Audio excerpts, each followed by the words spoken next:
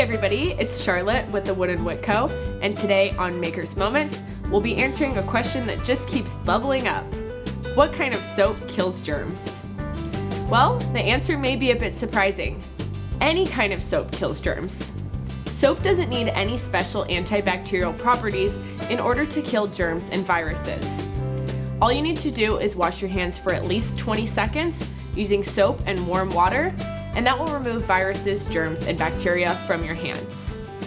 If you're wondering what kind of soap to use, here's two of my favorites.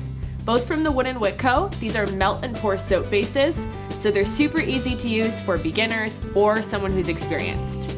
I have our Cocoa Mango Butter Melt and Pour base, made with coconut, mango butter, and jojoba oil, and our Shea Goat Milk base, made from shea butter and goat's milk.